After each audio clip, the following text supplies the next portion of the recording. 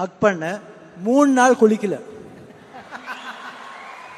Promise. I wanted his whatever his smell, his order on me. அந்த மாதிரி ஒரு பெரிய ಫ್ಯಾನ್ எனக்கு. ಎಲ್ಲರಿಗೂ ನಮಸ್ಕಾರ. ಧ್ರುವತಾರೆ ಯೂಟ್ಯೂಬ್ ಚಾನೆಲ್ಗೆ ಸ್ವಾಗತ. ಸ್ನೇಹಿತರೆ, ಕನ್ನಡ ಭಾಷೆ ಅಂದ್ರೆ ಡಾಕ್ಟರ್ ರಾಜ್ಕುಮಾರ್. ಡಾಕ್ಟರ್ ರಾಜ್ಕುಮಾರ್ ಅಂದ್ರೆ ಕನ್ನಡ ಭಾಷೆ. ಯಾಕೆ ಅಂದ್ರೆ ಅಣ್ಣವರು ಕನ್ನಡ ಭಾಷೆಗೆ ಅಥವಾ ಕರ್ನಾಟಕಕ್ಕೆ, ಕನ್ನಡ ಸಾಹಿತ್ಯ ರಂಗಕ್ಕೆ ಕೊಟ್ಟಂತಹ ಕೊಡುಗೆ ಅಪಾರವಾಗಿದೆ. ಅವರ ಭಾಷೆಯ ಮೇಲಿನ ಹಿಡಿತ, ಕವಿಗಳ ರೀತಿ ಅವರು ಭಾಷೆಯನ್ನ ಬಳಸ್ತಾ ಇದ್ರು. ಆ ಕಾರಣಕ್ಕೆ ನಾವು ಕನ್ನಡಕ್ಕೆ ತಾತ್ಪರ್ಯ ಎನ್ನುವಂತೆ ಡಾಕ್ಟರ್ ರಾಜ್ಕುಮಾರ್ ಹೆಸರನ್ನ ಹೇಳ್ತಾ ಇದ್ವಿ. ಇಂತಹ ವಂಶದ ಕುಡಿಯಾಗಿರುವಂತಹ ಶಿವಣ್ಣ ಅವರು ಕನ್ನಡಕ್ಕೆ ಅವಮಾನ ಆಗ್ತಾ ಇದ್ರು ಕೂಡ ತಲೆ ತಗ್ಗಿಸಿ ಕುಳಿತಿದ್ರು. ಒಂದು ಮಾತು ಕೂಡ ಪ್ರತ್ಯುತ್ತರ ಆಡಲಿಲ್ಲ. ಯಾವ ಸಂದರ್ಭದಲ್ಲಿ ಯಾಕೆ ಶಿವಣ್ಣರವರು ಈ ರೀತಿಯಾದಂತಹ ಧೋರಣೆಯನ್ನ ತೋರಿದ್ರು? ಇದೀಗ ಶಿವಣ್ಣರವರ ಮೇಲೆ ಇಡೀ ಕರ್ನಾಟಕದ ಜನ, ಕನ್ನಡ ಅಭಿಮಾನಿಗಳು ಕಿಡಿಗಾರ್ತಾ ಇದ್ದಾರೆ. ಯಾಕೆ ಅನ್ನೋದರ ಕಂಪ್ಲೀಟ್ ಡೀಟೇಲ್ಸ್ ಅನ್ನ ಈ ವಿಡಿಯೋದಲ್ಲಿ ತಿಳಿಸ್ಕೊಡ್ತೀವಿ. ಅದಕ್ಕೂ ಮೊದಲು ಧ್ರುವತಾರೆ ಯೂಟ್ಯೂಬ್ ಚಾನೆಲ್ ನ ಸಬ್ಸ್ಕ್ರೈಬ್ ಮಾಡ್ಕೊಳ್ಳಿ. ಹಾಗೆ ವಿಡಿಯೋನ ಸ್ಕಿಪ್ ಮಾಡದೆ ಪೂರ್ತಿಯಾಗಿ ನೋಡಿ. ಸ್ನೇಹಿತರೆ, ಈ ಘಟನೆ ನಡೆದಿರುವಂತದ್ದು ಮೇ 27, 2025 ತಮಿಳುನಾಡಿನ ಚೆನ್ನೈನಲ್ಲಿ ಒಂದು ಸಿನಿಮಾದ ಪ್ರಮೋಷನ್ ನಡೀತಾ ಇತ್ತು. ಅದು ಕೂಡ ಕಮಲ್ ಹಾಸನ್ ಅಭಿನಯದ ತಗ್ ಲೈಫ್ ಎನ್ನುವಂತಹ ಸಿನಿಮಾ. ಈ ಸಿನಿಮಾದ ಪ್ರಚಾರ ಕಾರ್ಯಕ್ರಮಕ್ಕೆ ಬಹಳಷ್ಟು ಗಣ್ಯರನ್ನ ಆಹ್ವಾನಿಸಲಾಗಿತ್ತು.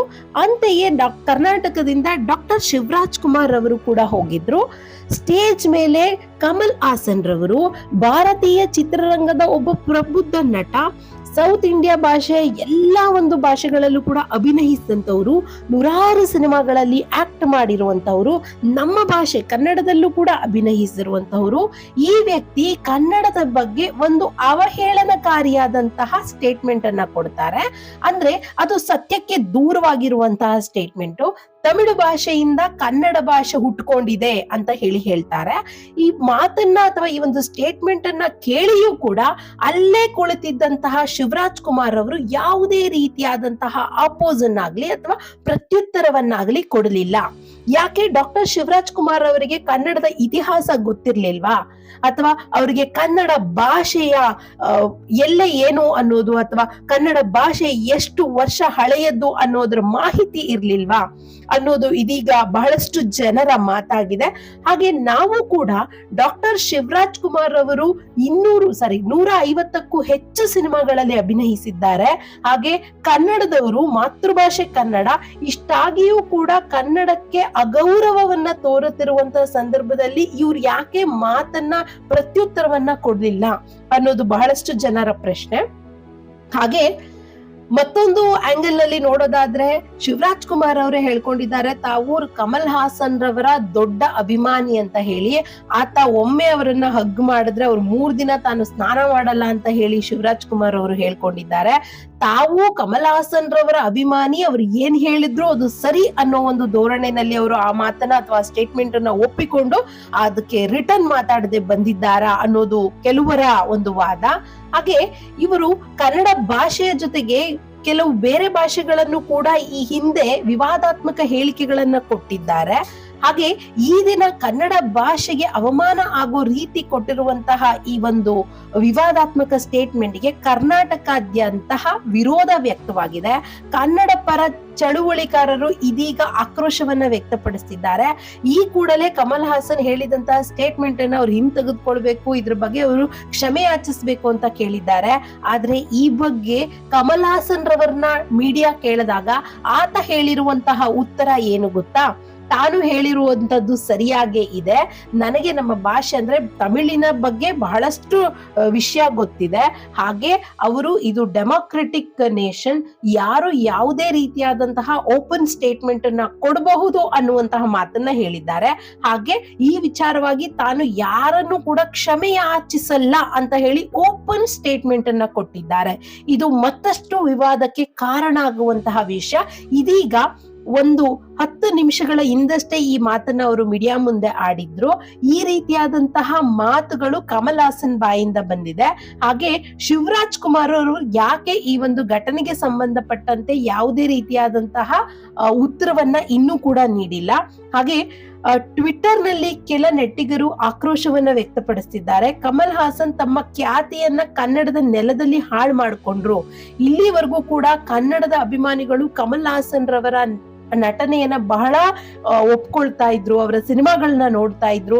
ಕನ್ನಡ ವಿಶ್ವ ಲಿಪಿಗಳ ರಾಣಿ ಅಂತ ಹೇಳಿ ಪ್ರಸಿದ್ಧವಾಗಿದೆ. ಇಂತಹ ಭಾಷೆಗೆ ಅವಮಾನ ಮಾಡಿದ್ದಾರೆ. ಕನ್ನಡ ಯಾರಿಗೂ ಕೂಡ ಮಗಳಲ್ಲ, ಕನ್ನಡ ಯಾರಿಗೂ ಕೂಡ ಸ್ವತ್ತಲ್ಲ. ಅಂದ್ರೆ ಬೇರೆ ಭಾಷೆಯಿಂದ ಹುಟ್ಟಿಕೊಂಡಂತಹ ಭಾಷೆ ನಮ್ಮದಲ್ಲ, ನಮ್ಮ ತಾಯಿ, ನಮ್ಮ ಕನ್ನಡ ಭಾಷೆ ನಮಗೆ ಅತ್ಯಂತ ಹೆಚ್ಚಿನದಾಗಿದೆ. ಹಾಗೆ ನಾವು ಕನ್ನಡಕ್ಕೆ ಮೊದಲು ಗೌರವ ಕೊಡಬೇಕು. ಶಿವರಾಜ್ ಕುಮಾರ್ ಅವರ ಜಾಗದಲ್ಲಿ ಯಾರೇ ಇದ್ದಿದ್ರು ಕೂಡ ಕಮಲ್ ಹಾಸನ್ ರವರಿಗೆ ತಿರುಗೇಟು ಕೊಟ್ಟು ಮಾತನಾಡ್ತಿದ್ರು. ಆದ್ರೆ ಅದೇಕೋ ಗೊತ್ತಿಲ್ಲ, ಶಿವರಾಜ್ ಕುಮಾರ್ ಅವರು ಯಾಕೆ ಇದಕ್ಕೆ ಪ್ರತ್ಯುತ್ತರವನ್ನ ನೀಡಿಲ್ಲ. ಶಿವರಾಜ್ ಕುಮಾರ್ ಅವರನ್ನ ನಾವು ಕನ್ನಡ ಇಂಡಸ್ಟ್ರಿಯರ ಹಿರಿಯರು, ಕನ್ನಡ ಇಂಡಸ್ಟ್ರಿನಲ್ಲಿ ಅವರು ಮಾರ್ಗದರ್ಶಕರಾಗಿರ್ಬೇಕು ಅಂತ ಇಷ್ಟು ದಿನಗಳ ಕಾಲ ಮಾತನಾಡ್ತಾ ಇದ್ವಿ. ಆದ್ರೆ ಇದೀಗ ಅವರ ಸ್ಥಾನವನ್ನ ಕಳ್ಕೊಳ್ಳುವಂತಹ ಕೆಲಸವನ್ನ ಶಿವಣ್ಣ ಮಾಡಿದ್ದಾರೆ. ಅವರು ಕಮಲ್ ಹಾಸನ್ ರವರಿಗೆ ತಿರುಗಿ ಮಾತನಾಡಬೇಕಾಗಿತ್ತು. ಕನ್ನಡ ಭಾಷೆಗೆ ಇರುವಂತಹ ಮಹತ್ವವನ್ನ ತಿಳಿಸೋದಕ್ಕೆ ಅದೊಂದು ಒಳ್ಳೆಯ ವೇದಿಕೆಯಾಗಿ ಪರಿಣಮಿಸ್ತಿತ್ತು. ಆಗ ಶಿವಣ್ಣರವರ ಮೇಲೆ ಇರುವಂತಹ ಗೌರವ ಇನ್ನಷ್ಟು ಇಮ್ಮಡಿ ಆಗ್ತಾ ಇತ್ತು. ಆದ್ರೆ ಇವ್ರು ಮಾಡಿರುವಂತಹ ತಪ್ಪು ಇದೀಗ ಇಡೀ ಕರ್ನಾಟಕದಲ್ಲಿ ಶಿವರಾಜ್ ಕುಮಾರ್ ವಿರುದ್ಧ ಜನ ನಿಲ್ಲುವಂತೆ ಮಾಡಿದೆ. ಹಾಗೆ ಸಮಸ್ಯೆಗಳನ್ನ ಇದೀಗ ಕಮಲ್ ಹಾಸನ್ ರವರು ತಮ್ಮ ಮೇಲೆ ಎಳ್ಕೊಂಡಿದ್ದಾರೆ ಅಂತ ಹೇಳ್ಬೋದು. ಹಾಗೆ ಅವರ ಸಿನಿಮಾ ರಿಲೀಸ್ಗೂ ಮುನ್ನ ಈ ರೀತಿ ಆಗಿರೋದ್ರಿಂದ ಕರ್ನಾಟಕದಲ್ಲಿ ಆ ಸಿನಿಮಾವನ್ನ ರಿಲೀಸ್ ಮಾಡಬಾರ್ದು ಅಂತನೂ ಕೂಡ ಇದೀಗ ಬಹಳಷ್ಟು ಕನ್ನಡ ಪರ ಸಂಘಟನೆಗಳು ಮಾತನಾಡ್ತಾ ಇದೆ. ತಮಿಳರು ಜನರು ದೇವರಿಗೆ, ಭೂಮಿಗೆ, ಹಾಗೆ ಹೀಗೆ ಅಂತೆಲ್ಲ ಅವರು ಮಾತನಾಡಿದ್ದಾರೆ. ಆದ್ರೆ ತಮಿಳು ಭಾಷೆ ಹುಟ್ಟುವ ಮೊದಲೇ ಕನ್ನಡ ಭಾಷೆ ಇತ್ತು ಅನ್ನೋದ್ರ ಅರಿವು ಕಮಲ್ ಹಾಸನ್ ರವರಿಗೆ ಶಿವರಾಜ್ ಕುಮಾರ್ ಅವರು ಮೂಡಿಸಬೇಕಿತ್ತು. ಆದ್ರೆ ಆ ಕೆಲಸವನ್ನ ಮಾಡಿಲ್ಲ. ಇದೀಗ ಅವರ ಮೇಲೆ ಆಕ್ರೋಶಗಳು ವ್ಯಕ್ತವಾಗ್ತಾ ಇದೆ. ಅವರ ಅಭಿಮಾನಿ, ಸ್ವತಃ ಶಿವರಾಜ್ ಕುಮಾರ್ ಅವರ ಅಭಿಮಾನಿಯಾಗಿರುವಂತಹ ನನಗೂ ಕೂಡ ಶಿವರಾಜ್ ಕುಮಾರ್ ಮೇಲೆ ಇದ್ದಂತಹ ಅಭಿಮಾನ ನಿಜಕ್ಕೂ ಕೂಡ ಕಮ್ಮಿ ಆಗಿದೆ ಅಂತ ಹೇಳ್ಬೋದು. ನಮಗೆ ಮೊದಲು ಭಾಷೆಯೇ ಹೊರತು ಆ ವ್ಯಕ್ತಿ ಅಲ್ಲ. ವ್ಯಕ್ತಿ ಎಷ್ಟು ಜನ ಬರಬಹುದು ಹೋಗ್ಬಹುದು, ಆದ್ರೆ ಭಾಷೆ ಯಾವತ್ತಿಗೂ ಕೂಡ ಎಲ್ಲಿಯೂ ಕೂಡ ಕಣ್ಮರೆ ಆಗುವಂತದ್ದಲ್ಲ. ಅದು ನಮ್ಮಲ್ಲಿಯೇ ಇರುವಂತಹದ್ದು ಅಂತ ಹೇಳ್ತಾ, ನಿಮಗೆ ಶಿವರಾಜ್ ಕುಮಾರ್ ಮಾಡಿರುವಂತಹ ಕೆಲಸದ ಬಗ್ಗೆ ಏನ್ ಅನ್ಸುತ್ತೆ? ಅವರು ಆ ಒಂದು ಸ್ಟೇಟ್ಮೆಂಟ್ ವಿರುದ್ಧ ಮಾತನಾಡಬೇಕಾಗಿತ್ತು ಅಂತ ನಿಮ್ಗೆ ಅನ್ಸಿದ್ರೆ ಕಮೆಂಟ್ ಬಾಕ್ಸ್ ನಲ್ಲಿ ಕಮೆಂಟ್ ಮಾಡಿ ತಿಳಿಸಿ. ಹಾಗೆ ವಿಡಿಯೋನ ಪೂರ್ತಿಯಾಗಿ ನೋಡಿದ್ದಕ್ಕಾಗಿ ಎಲ್ಲರಿಗೂ ಧನ್ಯವಾದಗಳು. ಜೈ Hind. I think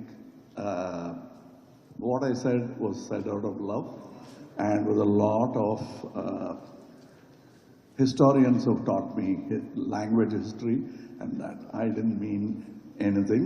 And let me tell you, Tamil Nadu is a place which has been open. I don't say that there's no other state like that, but very rare state where a Menon has been our chief minister. A Reddy has been our chief minister. Tamilan has been chief minister. Then a Kannadiga Iyengar has been our chief minister from Mandya. When there was a problem in Chennai, which came from that chief minister who hailed from Karnataka, it was Karnataka who gave me support. The Kannadiga said, come here, we'll give you a house. Don't go anywhere. So the people will take care of Thug Life, Kamal Hassan and all these controversies. Politicians are not qualified to talk about language. They don't have the education enough to talk about it. That includes me. So let's leave all these very in-depth discussions to historians, archaeologists and language experts. Both those who criticize me for this statement of love, I spoke to Mr. Shivanna. His father is like my father, elder brother, whatever you call it. We are a family, and so are the languages. If you look at it from the northern point of view, yes, what they say according to them is right. If you look at it from Tenkumari, then what I say is right. There's a third angle to it. That's what I said, the scholars and language experts. They will say They both are right, but they must decide where they want to belong, with their family or the languages that came from the north. That's up to you. It's a democratic country. This is not an answer. This is an explanation. Love will never apologize. Thank you.